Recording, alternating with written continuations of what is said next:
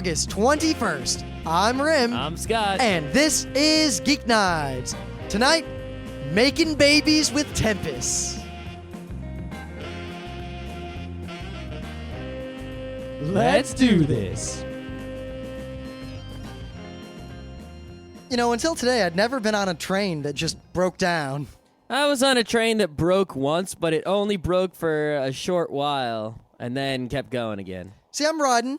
I'm fighting the Elite Four and doing okay, despite the fact that I'd never played a Pokemon game before, so I didn't realize that once I start, I gotta go all the way to the end. Yeah. So I had just 4 Pokemon with me and 2 Bibarels, and I hadn't bought items pretty much for the entire game. This is the first time you're going to the Elite Four and you're not super high level, like you didn't level up extra, you need to bring in like a fistful of hyper potions. Actually, let me put it this way. Despite having almost, I was rationing, the few normal potions I had left. And despite only having 4 Pokemon, all of which were below the levels of the Pokemon that the Masters had, Yep. I beat all the Elite Four with no problem. Did you beat the Pokemon champion?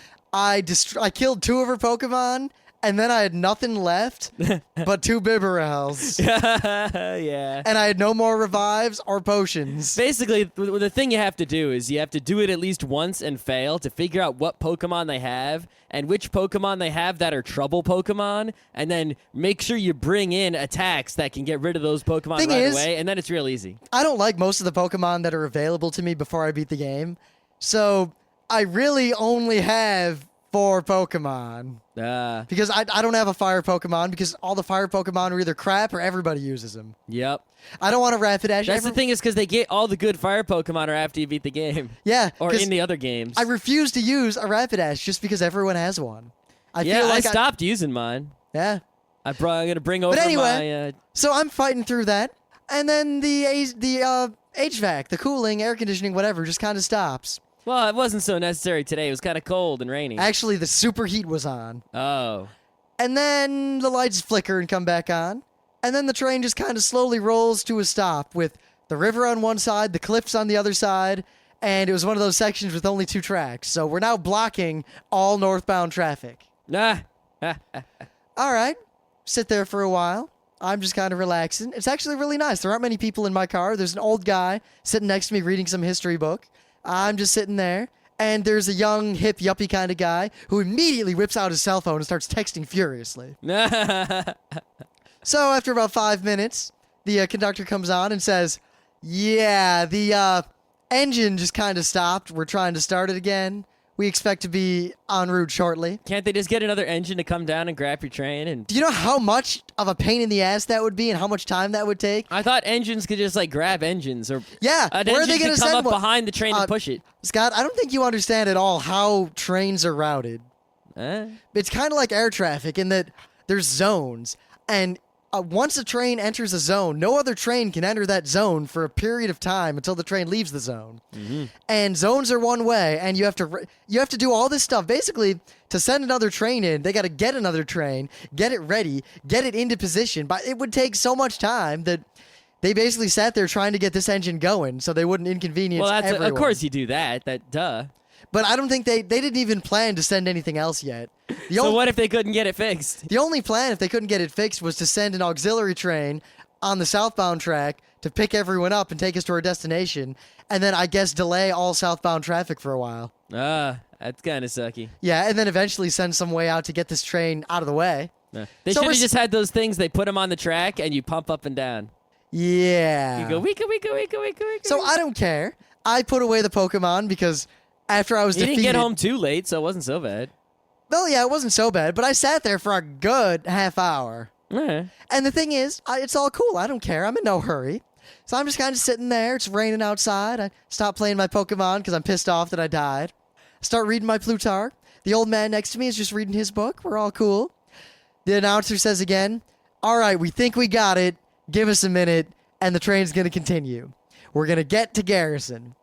And then the conductor walks by, and the yuppie guy starts grousing loudly.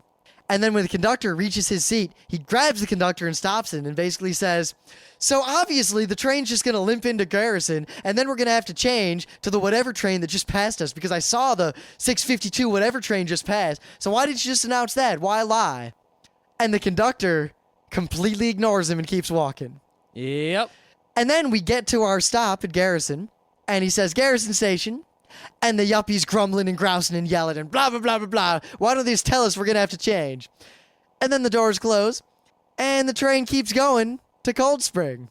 Nah. And then it goes to Beacon. And the guy totally got owned. Punned. The guy just wouldn't shut up, though. I don't get the people who, if your life causes a problem, you're stuck somewhere, you have a problem, and there's nothing you can do about it. The moment there is nothing you can do about a problem, any complaining and anything you do other than just accept it and mitigate it as best you can. Or do something. Yeah. Either Well, do something or shut up. Scott, I already said it's beyond your control. Well, meaning, sometimes you can do something. I already said beyond your control. Eh? Once it is beyond your control, by definition, there's I don't nothing think else there's you can things do. beyond your control. There are a lot of things beyond your control. You could get out and push the train. No, you can't. That's illegal. You could try. You can't even get out. You don't have the key. You could try. No. The emergency window. No. Regardless, the situation is beyond your control. Grousing about it's not going to help. Being angry is not going to help. No, You know what I it's did? not. I kept reading my Plutarch, and I just sat there relaxing on the train. Yeah, that's what you're supposed to do. But you can do other things, like I just said, but they have consequences.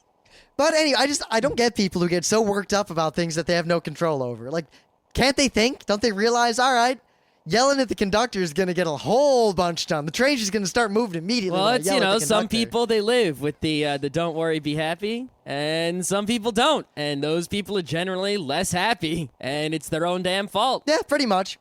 But anyway, I don't want to talk about that because there is kind of big news in the role-playing games world, and big is a very relative term. Wizards of the Coast has decided Wizards of the Coast. that they are going to release a new edition of Dungeons and Dragons. Yay? This is going to be 4th edition. So far we have had Dungeons and Dragons and all its iterations, Advanced Dungeons and Dragons. which was my favorite Dungeons and Dragons, because then there was Advanced Dungeons and Dragons 2nd edition, which was, in my opinion, overall the best Dungeons and Dragons system for role-playing. But I think the only reason it was good is because of its crippling flaws. Perhaps. Then they released 3rd edition, which was supposed to revolutionize role-playing and revolutionize Dungeons and Dragons. And it basically just turned D&D into super D20, super everything has a rule for it. Basically made it a video game with some role-playing kind of tacked on. And then they didn't sell so well because most people just started pirating it and people really got disillusioned and whatever. So they released 3rd and a half edition and tried to get everyone to buy these books all over again. Yeah, they made the idea of Dungeons and Dragons is they make their money by selling books. If they sell one book to everyone who plays, that's not really enough money for a big game company like WotC. So they make another book, and another book, and another book, and another book, and they all add together. And there are a bunch of people out there, not me, but there are people who buy many, if not all, of these books. I don't know why. The worst thing about 3rd and a half edition was that they released new books, and they change a bunch of relatively minor rules all over the place. And while they released little errata sheets like, here are the changes, it was basically impossible to use a 3rd edition book effectively in 3rd and half edition. And I am convinced that they designed this update specifically to sell force a book everyone. to everyone who already had the book. It was crap. The only reason I bought a 3rd and a half book was that my 3rd edition book fell apart. Like, physically, it was unusable. Yep, me also. My 3rd edition book kind of... And, while, I could have lived with just the 3rd edition book because it wasn't as bad as Rim's it was in terms of condition. Mine was pretty bad. Yours was what I call unreadable. Well, the thing is, mine was perfectly readable. The problem wasn't. was that Missing pages.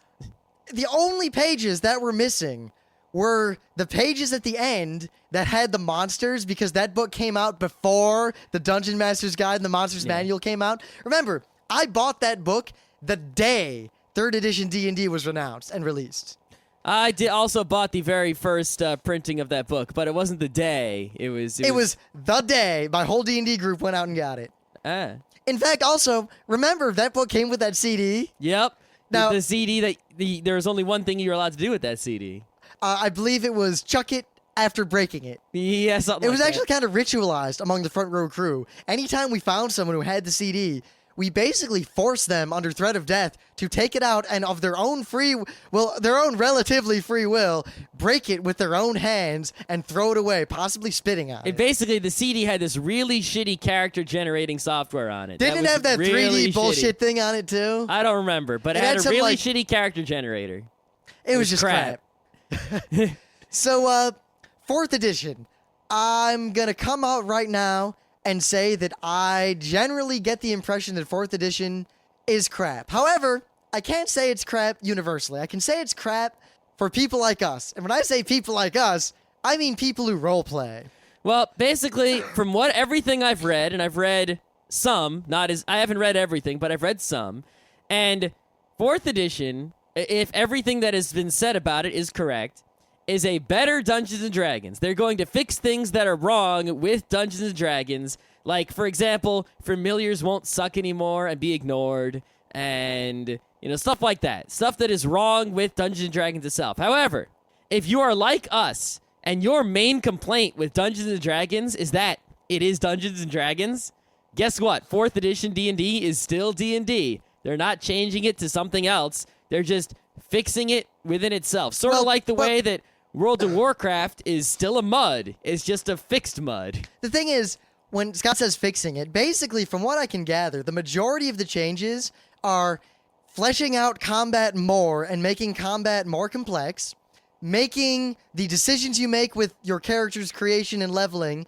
in regards to combat much more meaningful, and generally just making the combat system a lot more robust. And I don't see really anything about doing anything else other than making combat more robust and changing the way classes work a bit and changing the way races work a bit and changing the alignment system and having optional alignment systems and completely changing the way feats work and all that sort of business. They're making it go to 30 levels instead of 20 levels before you get to, the sort of epic power.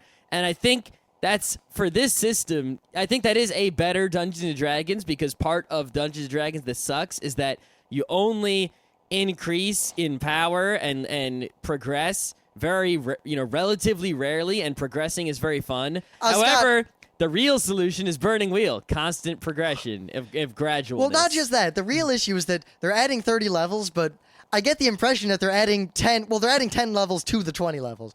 They're just adding the 10 levels on the end instead of that epic stuff they did before. I don't know. I think they're spreading the 20 levels out. No, I don't get that 30. impression at all. That's what it seems like to me. It seems like they're basically just adding to combat.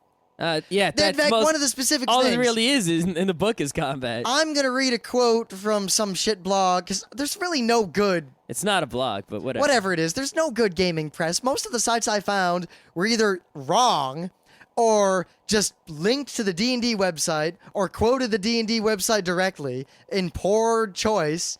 And the D&D website is actually kind of useless because it's all just videos that I don't want to watch. Yep. But here's an excerpt from the site I'm looking at.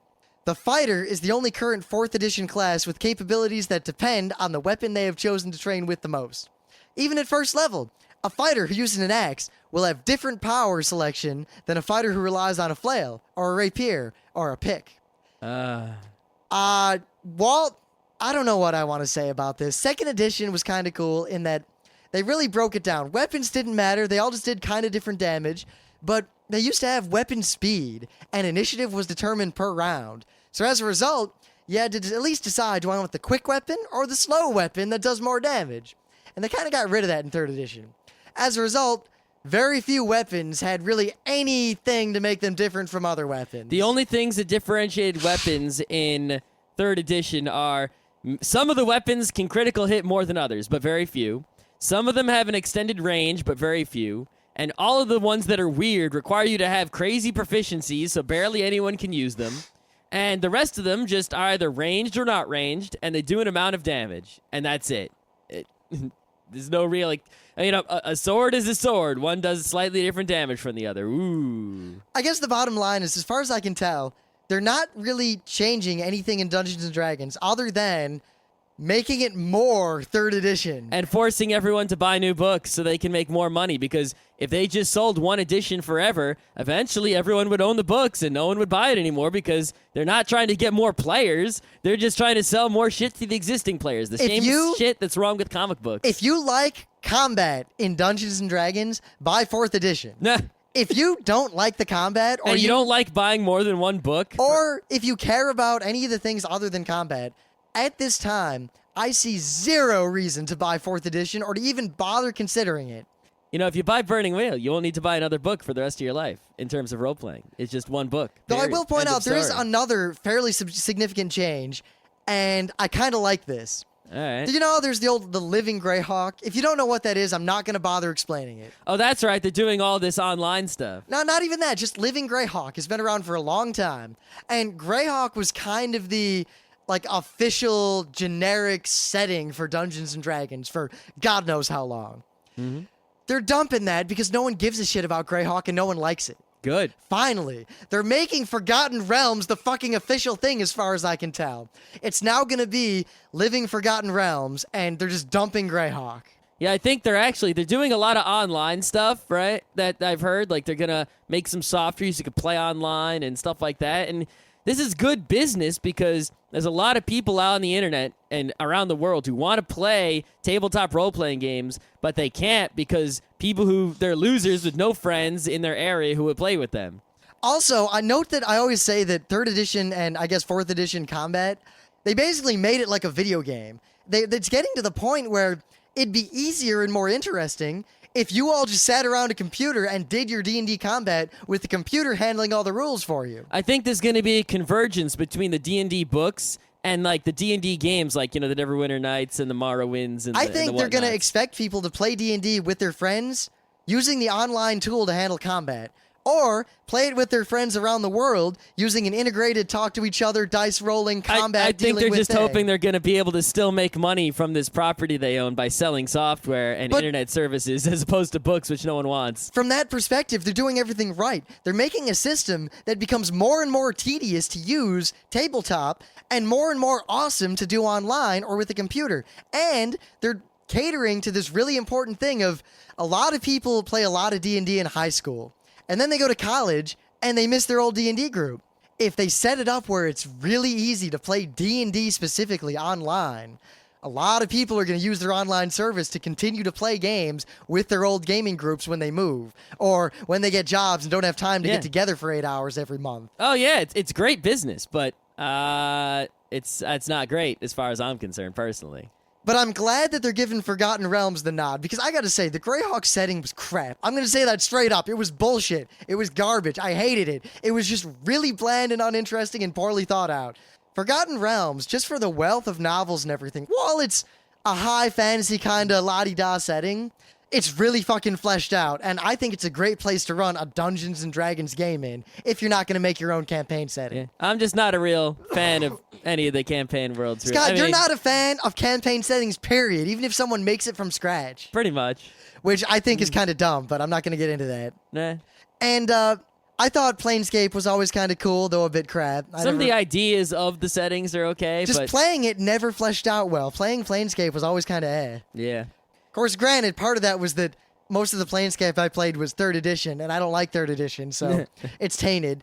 And Dark Sun, they just kind of abandoned. Dark Sun is the best idea that doesn't work. And Ravenloft, they just kind of abandoned, which is fine, because Ravenloft It's was... a cliche, boring idea. Yeah, I've never played a good Ravenloft The only game. good thing about in Ravenloft is Vecna, and that's it. It's whatever. And then there was Dragonlance. And all I want to say Crap. is fuck Dragonlance. I'm a dude who loves dragons. Anything involving dragons, I'm all about. And I got to say, Dragonlance, which is all about dragons, is one of the worst things I've ever encountered. And I don't limit that to D&D or role-playing or anything. I'm talking ever. I don't even know much about Dragonlance, but I know it's shit. That's how bad it is. The books I are crap, the setting's I can crap. smell it from a mile away how shitty Raceland it is crap, and that's all I got to say about that. All right. I've heard that name somewhere before. Yeah, don't bother looking up what it is. All right. Can I do stuff I now? think you can do stuff. Okay. Basically, if you haven't been paying attention, it is crazy. Like, I was talking a week or two ago about how it's video game season again. It is stupid video game season. It is like video game World Series right now. You got your BioShock coming. You got your Metroid 3 coming. It should be out. Everything's coming up the hell right now. Oh, my God. Press A! Press A! Zombies in your room! It killed your parents! His axe is on fire! Right. So, it's come to my attention that, a lot of people out there, unlike myself, are not too familiar with the Metroid, and they might have Wiis, because a lot of Wiis out there, but, and this Metroid Corruption is coming out, and they're not quite sure what the deal is with Metroid. Luckily, Nintendo is smart, and they just put the original Metroid and Super Metroid on the Virtual Console. And I'm going to tell you right now, if you have never played Super Metroid, and you don't want to emulate it or anything, because even though you could, why not? It is worth it to buy it on the Virtual Console. I never legally owned that game, so I bought it on the Virtual Console for $8. I'm the dude who doesn't like Metroid games that much, and I own that game. Super Metroid, I'm going to do a Geek Bite on this, by the way, right now, is perhaps one of the best 5 video games ever, period. There is nothing bad to say about Super Metroid. It is perfect in every way that game could be. You couldn't do anything to the game to make it better, except maybe make it longer. But even then, the length feels just so right. Now, before any of you jump in on Scott and, but Metroid 1, that was the classic, legendary, whatever. Metroid 1 is nostalgic and retro, but it's not as good as game as Super Metroid. Metroid 1 is a great game for the kind of person, like back in the day when exploring the glitches of a video game and dealing with a Nintendo game and all that mystique was still an issue in video games. As a game, it was a great revolutionary game, but it wasn't that great because it was really fucking hard and it had some problems.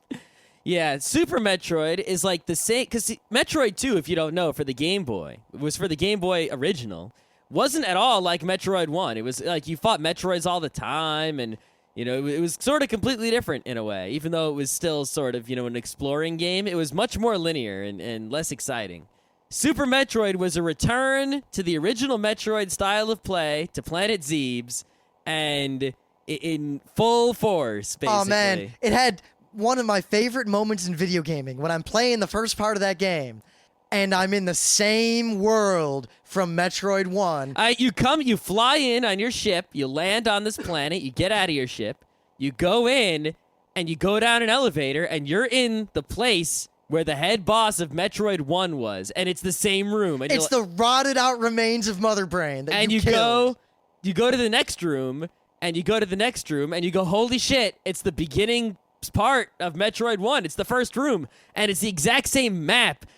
It's laid out in the same way, but it looks like Samus has already been through here, just like you were already through here in Metroid 1. Everything feels like rotted and decrepit and decayed and really creepy. Well, things were decrepit and decayed in Metroid 1. But it feels dusty, it just feels... Well, the thing is that all the organic stuff was cleaned out by Samus, and you go in and it's cleaned out mostly, but, and then you go back and it's, these cameras, they see you. And then you have to go back after you get the ball, and the space pirates come out. And you're like, oh, shit. And that's when the game gets crazy, go nuts. And all the organic stuff comes back, and you're back to the Metroid business. Basically, this game, if you like finding secrets that are actually secret and awesome, not like finding a secret in Zelda where, like, oh, there's a key door. I wonder where the key is, and you find the key. But, like, hey, there's a wall. The wall opened up. Sort of like, it's like a lot like finding secrets in Wolfenstein 3D in a way. It's sort of brute force, but also sort of intuitive because you have this arsenal of items that you kind of know what they do. Or just things like, I just hiked for 5 minutes and now there's a dead end and some lava. Or, hey, that floor is cracked. Ah, look what's over there. Something, something. Or, hey, usually missiles. I can see something over there. There has to be a way to get that missile pack up there. I wonder how. Do I come into it directly? Do I come into it from the other side? And you have this arsenal of weapons. Bombs, ball, hook shot, power bombs, missiles, super missiles, and all sorts of different beams, the wave beam and stuff. And you use them all together in sort of non-obvious but intuitive, complex ways to get to different places. And basically, the awesome thing about Metroid games is that the game doesn't direct you. You go wherever you want to go until you do what you have to do to get to the end part. And the game will, in a lot of ways, let you go places that are fucking dangerous that you shouldn't be yet. And you'll just die because you don't have what you need to handle yourself there. Oh, Super Metroid is so great. If you haven't played Super Metroid, you're basically not... It's like not playing Zelda 1 or not playing Mario Brothers. If you play video games, you must play it. You should play it now Why are you listening to Geeknights unless you're listening playing Metroid at the same time, which you shouldn't because the music is awesome and you should be listening to it. Good God, Metroid. And then, if you like that, you should probably get Metroid Prime and Metroid Prime 2 and Metroid Prime 3 and all the Game Boy Metroids. And I can't think of a bad Metroid, really. I mean, some are better than others, but they're all good as far as I'm concerned.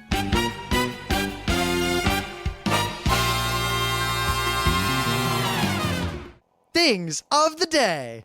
Now, actually, last night, when I saw this, I didn't even watch a video yet. I basically ran into Scott's room yelling, all right, I got my thing of the day. You got to see this. Oh, my God. This is like, I made this my number one on Dig. Like, As did I dug I. it, and I made it my number one because it's that great.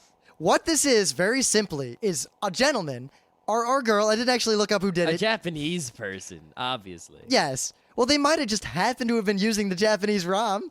No, I'm pretty sure Japanese person. Anyway, this person has modded Super Mario World. They made custom levels in Super Mario World. They didn't change anything other than making custom levels. That's the Super Nintendo one where with Yoshi and everything and the capes. Yeah, that And one. what they did is basically make a whole bunch of Rube Goldberg machines in the game, whereby a world will start, and without any control input whatsoever, Mario will make his way from the beginning to the end. Without dying. And not just like, oh, he sits on a platform the whole way. This is awesome. You just have to see it. I don't know how much I can explain it otherwise, but if you understand Mario at all, you watch this and you'll see very quickly why I made it my number one on Dig. And oh my God. When I saw this last night, it was hip. I watched them all. I think there are a couple of videos where he cheats and like he holds down a button at some point or something, but other than that, most of them are and it's like you think, oh, there's only so many different mechanisms he could come up with. No, he keeps coming up with new mechanisms all the time. It's like, holy shit, he came up with something different. Holy shit, he came up with something different. This is real impressive. It's impressive, one, because it's really cool what he sets up. It's impressive, two, because it shows you the tolerances and the precision that is in that game, Super Mario World, because he sets these things up extremely precisely. Well, that's what makes, that's... It basically, I think the thing that what this video does for you is if you don't understand why some platform game in Flash is kind of crappy and why Mario is awesome, when on the surface they both look like platform games, this will show you the reason that Mario games in particular are so far above and beyond other jumping platform games. It just, the way the game works is just so far above and beyond what anyone else has tried to do. And three, the sheer idea of it, all right, I'm going to make a Rube Goldberg machine in a pre-existing video game. That's hot. That idea is solid platinum. Someone's got to try to do this with some other games. No, not only that, the only thing I want to see, because at first when I saw this, I thought he set him up in the game without doing anything, like in levels that existed, which is crazy. That's crazy. But then I watched the first one, and I'm like, I don't remember that level. Oh. But that does not diminish the awesomeness of this at all. No, it doesn't at all. Because what I'm asking for may be impossible. It's impossible. There might be some crazy game, maybe some physics game. Perhaps, but not in Mario. But anyway, this is pretty badass, and that's all I have to say. It's super badass. Check All right. it out. My thing of the day is a skit from Saturday Night Live. Let's not talk about Saturday Night Live for like 20 minutes here. No. Let's just skip that. We'll probably do a show about it someday. Even though I didn't watch it that much in my life. But... I watched a lot. I've seen like 4 different All eras right, of it. I said we're not going to do this. Ah. So this sketch is a funny sketch called The First Person in the World to Ever Dance, Ever. So obviously, it cuts to 2 cavemen. And you know that one of the cavemen is going to dance, at least.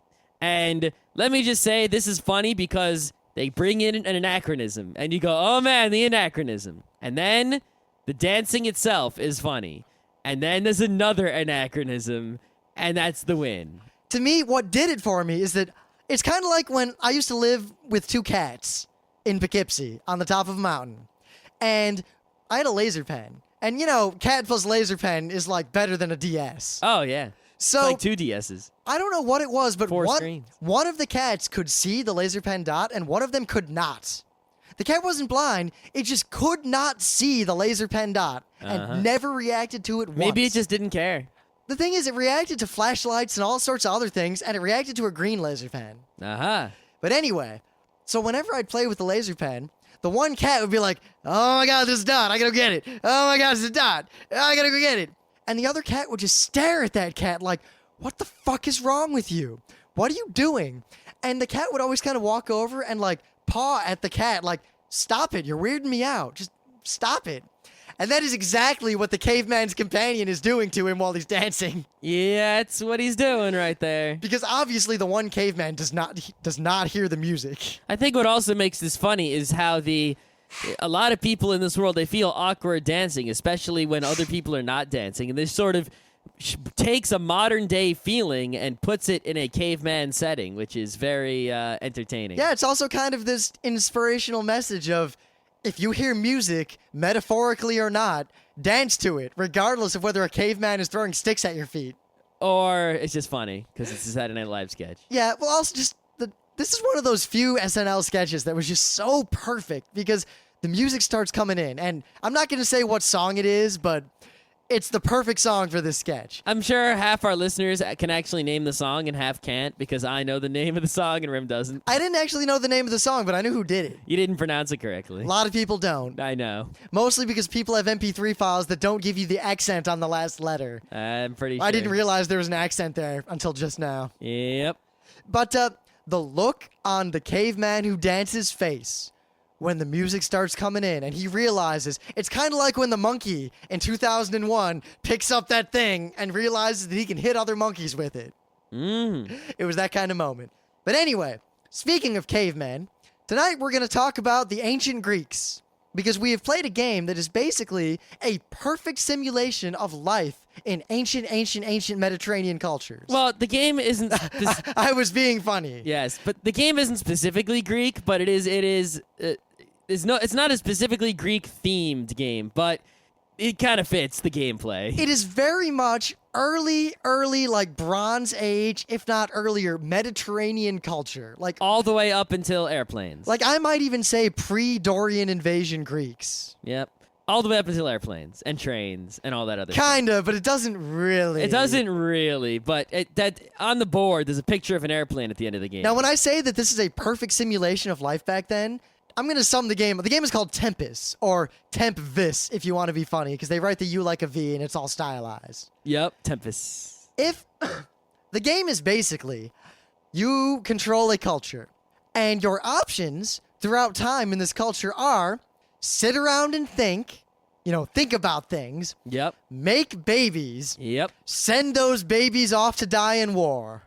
Move around, also. Well, yeah, move the babies around, usually with the objective of You can move around with or without war. Yeah, but you're going to have some war eventually. And you can build cities. You can try to build cities, but mostly you're going to spend your time making babies, moving them around, and occasionally... Making babies, moving babies. Making babies, moving babies. Thinking about stuff. Thinking. Think, make, move. Think, make, move. Yeah. So, the way the game works, it's kind of awesome. The first awesome thing in the game is the map. Because the map, you get to make the map, which is super fun. Yes, there's a system where you have a bunch of these hexes, and there's big blobs They're of a lot hexes. like the pieces in Attica. Yeah, and then there's big blobs of hexes, and you go around and take turns just putting them out there. So the first person puts out the first map tile, and the second person puts out the second map tile. So it's sort of like a strategy of, I want to make it so that there's a good spot on the board for me and not good spots on the board for the other people. But if you're like going third, you want to make sure there's going to be 3 good spots. That way you get a good spot no matter what. The rules for placement are really, really minimal, and you can do a lot. You're just constrained by the board. Yep. And I just got to point out that in our group, the Front Row Crew, we have never played this game. Like the first time we played, of course, the absolute most crazy, least likely, most broken map is what we made every time. Yeah, basically we try to make the silliest, most far out map instead of making a normal map where we just kind of put the tiles together nicely. It made for some interesting games. It did, but it also sort of made for some broken games. If the map is made in a certain way, then the person who gets to go and put their guys on the board first could have a huge advantage. For example, the first time we ever played, I wasn't really thinking about the initial placement, not thinking it was so important. It's stupidly important. Scott went first, and he's like, this is the best spot. And it wasn't. It was shit. Well, it was the best spot if no one else was playing. I guess. But basically what happened was because of the way the map was, I'd never played before, and they just cut off huge sections of the board for themselves, and I was stuck sort of in the middle, not being able to get around so much, or, or make enough babies. Because Scott kind of goes, rah, and tries to bust through my lines and fails. And then he goes, rah, and tries to bust through Alex's lines. But by then, Alex is built up, and Scott was weakened from fighting with me, and it failed. And that was the end. I learned my lesson in the future games. Yep. The game is really fun. I'll say right now, I don't think it's a very enduring game in terms of being very indicative of these relative skills of players, because the game, in the end, is going to come down to a lot of randomness. But it speaks well of the game that I really, really enjoy playing it, even though I feel like there's a lot of randomness that I can't do a lot about. Yeah. It's definitely a good game. I'm not going to say it's like some great, amazing game. I do enjoy playing it depending on the mood. You know, it's like sometimes I'll be like, I don't want to play Tempus, but sometimes it's like, yeah, let's play Tempus, all right. Tempus is really the middle ground between, for us at least, a light game and a heavy game. Because it has a lot of the elements of a heavy game. In all the decision-making, you have a lot of options, there's a lot of rounds. But at the same time, it's a light game, because while you have a lot of options and a lot of decisions to make, the conflict resolution system and the results of the decisions you make are extremely straightforward and extremely simple to calculate. Yeah, basically the game was billed originally as being like, hey, a civilization game that doesn't take so long. You know, and everyone loves civilization games. So one that doesn't take so long is like, holy shit, the civilization games usually take like 5 hours. If there's one that takes like less than 2 hours, that's amazing. And this is a civilization game that takes less than 2 hours. And in that, it is awesome. However, when you make a civilization game that only takes 2 hours, something has to be cut back. So it does not contain everything that a full-on civilization game has, and thus is missing. It feels like it is missing something that the full civilization games do have. So the basic gist of this game is that, there's the territory, little hexes with little, different kinds of land, like forests and agriculture and mountains and whatever. And you start with some little discs, which are your guys, and you put them out there. And every turn, every player gets a number of actions. And you go around just clockwise. So I take my first action, Scott takes his first action, Alex takes his first action, Emily takes her first action. I take my second action, and we keep going around. Now, the tricky thing is there are ways where sometimes people will have more actions than other people. Dum, dum, dum. That's how you win. I always try to get as many actions as I can, because even if I do things less efficiently than other people, if I do more things, period, by the time the game is done, I'm probably going to win. Now, the actions you can take they're very, very, very simple. And they come down to things like have ideas, which is draw some cards and keep them in your hand. Or make babies, put more guys out there, but you can only do that on certain types of terrain. And there's limits on how many guys you can put out. Or move guys. The slow, laborious, and terrible process of moving guys hex by hex around the map. Yeah, it sucks moving guys. Or wage war. And I love this. The conflict resolution. I mean, remember earlier I said that this game kind of fills this niche for us of we like the really hardcore games, but not when we're really tired. And we like the really light games sometimes. And but not when we're all awake. Tempus is like the perfect middle ground game, because it has all the decision-making and all the feel of a hardcore game, but the decisions you make are simple, and the conflicts arising from them are resolved very, very in a very straightforward and easy manner, and that's it. Yeah, whoever has more guys wins, but you can use cards to help you. End of story. Yep. So you can move guys around, and it comes down to you have to decide what you want and spend your actions as efficiently as you can to get it, all the while taking risks, things like, all right, I can move in next to Alex and grab some of his territory early, but he might just attack me, and if he has good cards, I'm fucked. I gotta take that chance, though. It's too good to pass up. Yeah, generally, a lot of the feeling I get when I play the game is I want to do something, but I don't want to, it'll take maybe more than one action to get it done. Usually when moving guys, because as Rim said, moving guys is very slow. So I'll move some guys, and I'll have an end goal in mind of where I want the guys to be. But the intermediate states, because it's going to take like 2 or 3 move actions. And you to only get there. like, if you only get 4 actions in a turn, and it takes you 3 actions just to set up the thing you wanted to do. Yeah. But so I'm going to spend a bunch of actions to make this thing happen that I want to happen.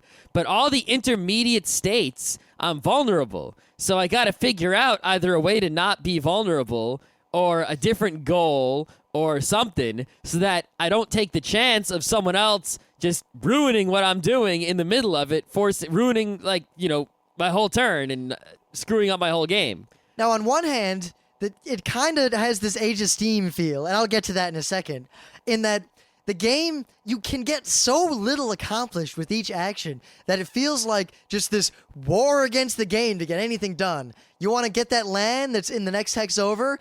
You got to make a baby and move and move and move and then make another baby and move, and it's going to take you multiple turns to do it. But everyone has the exact same limitations. Like, everyone has to deal with the same crap. So while I feel like, I got to waste 4 actions to get over there, well, Scott has to waste 4 actions to do the thing he's trying to do. I kind of like this because when I play Civilization 2, I'm the kind of person who likes to not talk to the other civilizations or meet them for a long time and just send out a bunch of settlers without worrying about it and build a nice big empire and build a bunch of stuff and then interact with the other people. So when you play a game like this and everyone is forced to go really slowly, even on a cramped board, you sort of get to do some business before you have to worry about the other people. Which is nice, because it's like, I'm not suddenly attacked by a giant monster before I set up my stuff. Hooray. No, I said combat is really straightforward. It really just comes down to, you don't want to, it's not a game like, conquer everyone. Combat is quick, brutal, and dangerous. You could lose a lot of babies. And all it is if you have a stack of guys, and you want to attack another stack of guys or a city, whoever has the most guys wins, then that's it. And the only way to augment that is, we say, there's cards. When you have ideas, you draw cards, and you keep the cards secret. Cards serve 2 purposes. On one hand, all the cards will match different terrain out there. And in general, in combat or in innovation, which we'll talk about last, because that's the coolest part of this game. That's what makes the game awesome. One card, no matter what it says, counts for one thing if it matches the territory that's relevant at the time. So if I'm attacking a plains, all my plains cards I can play to add +1 to my stack. Yep. And it's sort of random, because when you have ideas, you just get cards, and you have no idea what they're going to be. So you sort of, in one hand, you have to play on the board and then get enough ideas so that you have cards that will help you do what you want to do. But on the other hand, you can have ideas and then sort of change your plan so that you can use your ideas to have the most effect on the board. Maybe there was one strategy that'd be the best, but all your ideas are for a different kind of terrain, and one of them lets you do something special, so you go and do something else instead. Yeah. Now, at the same time, the cards have this other purpose, in that you can play them during your turn to do stuff. So in addition to just using them in combat, instead, there's cards that give you, like, a super bonus to defense. So you'll see sitting there with, like, a card, and the card might say something like, I don't know, the religion one, which lets you steal a guy from someone else, all right? But it's a forest, and someone's attacking you in a forest. So you can either save this for later to religion someone, which is awesome, or add 1 defense right now. And it's like, I can't do both. But sometimes you can do both. Like, let's say you have a card that says add 2 to defense, and it's a plains, and you're defending on a plains. Guess what? It adds 3 to defense on the plains. So the part of the game that I really want to talk about, because this is what makes this is what makes the game awesome.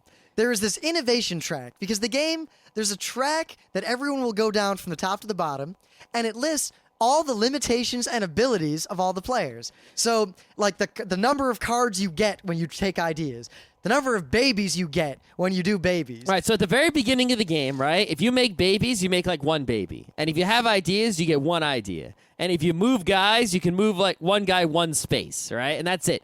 The technology is caveman technology. You can't do a lot. There's very little your guys can do. At the end of the game, if you choose the action of, say, move people, you can move, like, 3 guys, up to 5 spaces each. You can make 3 babies. You can have 3 ideas. I think you can only ever make 2 babies. 2 babies, but you a lot more than 1.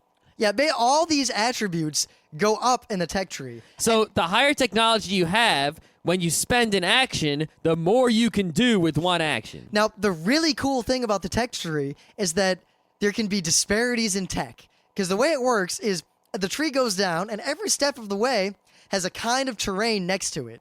And at the end of every set of turns, before we do the next set, we innovate. We go to each player, clockwise, and we count how many tiles or how many hexes of the terrain that the next advancement requires I have. Right. So let's say the next advancement is trains, which lets you move a lot of guys, right? And we look at it and we say, okay, it's forests. Who has the most forests? So we look at me, and I have 3 forests. And I have 4 forests. And Alex has 1 forest and 2 cities, because cities count as anything. Yep.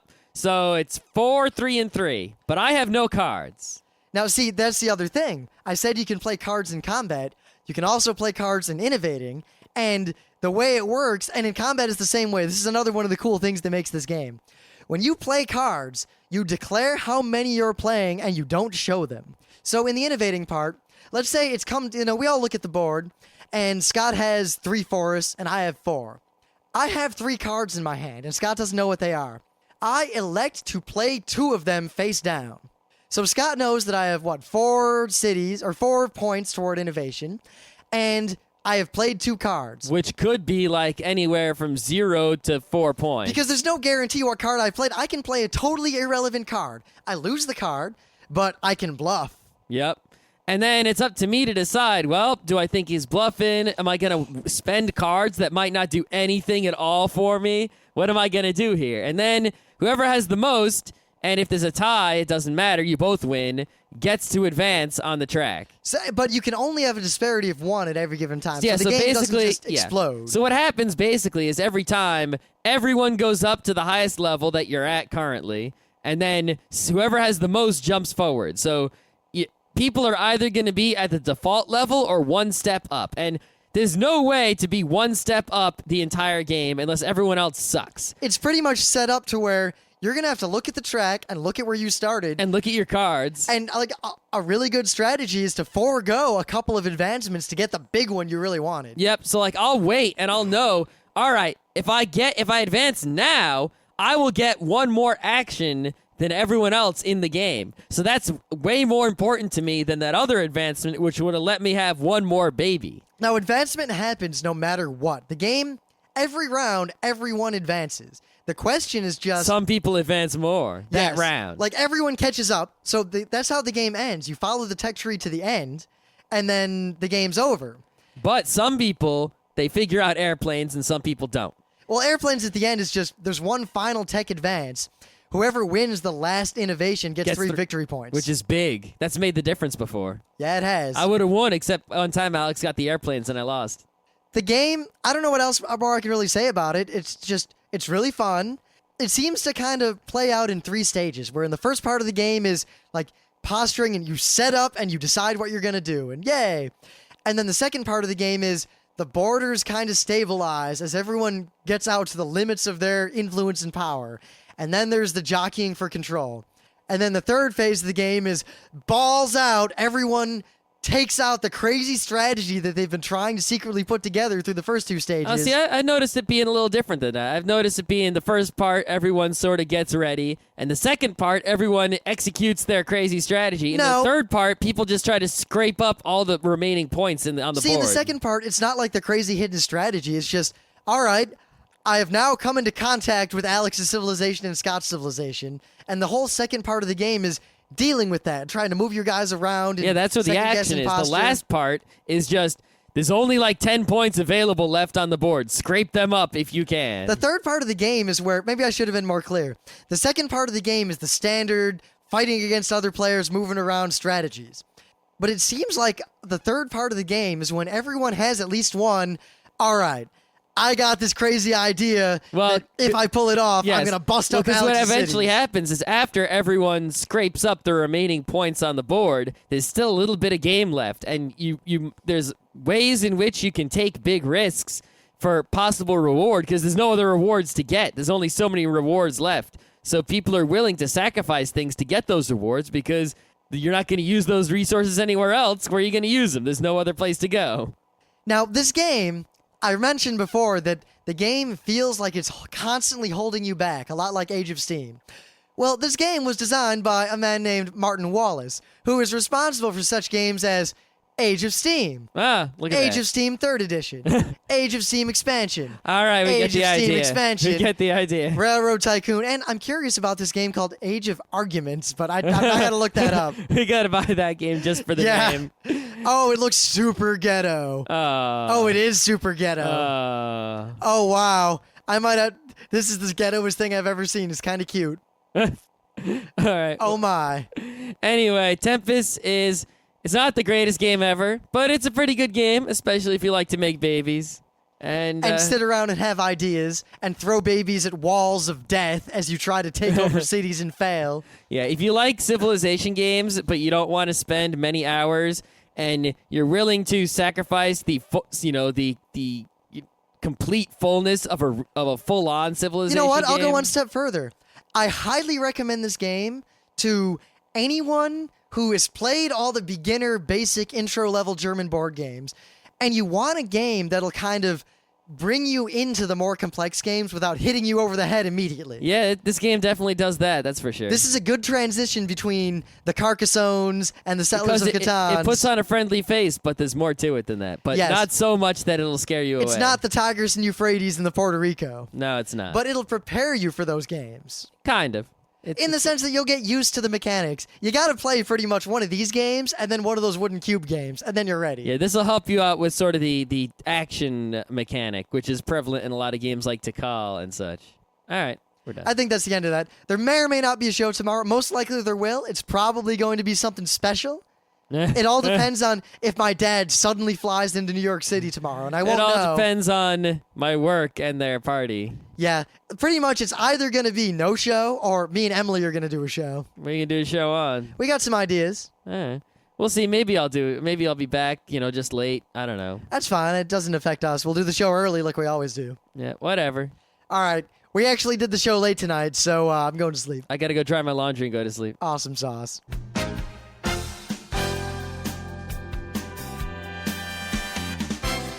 This has been Geeknights with Rim and Scott. Special thanks to DJ Pretzel for the opening music. Be sure to visit our website at www.frontrowcrew.com, where you'll find show notes, links, our awesome forum, a link to our Frapper map, and links to all the RSS feeds. We say feeds plural because Geeknights airs 4 nights a week, covering 4 different brands of geekery. Mondays are science and technology. Tuesdays, we have video games, board games, and RPGs. Wednesdays are anime, manga, comic nights. And Thursdays are the catch-alls for various rants and tomfoolery. You can send us feedback by email to geeknights@frontrowcrew.com, or you can send audio feedback via Odeo.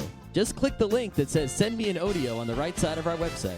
If you like what you hear, you can catch the last 100 episodes in iTunes or in your favorite podcatcher. For the complete archives, visit the website, which has everything. Geeknights is distributed under a Creative Commons Attribution Non-Commercial Share-alike 2.5 license. This means you can do whatever you want with it as long as you give us credit, don't make money, and share it in kind. Geeknights is recorded live with no studio and no audience. But unlike those other late shows, it's actually recorded at night.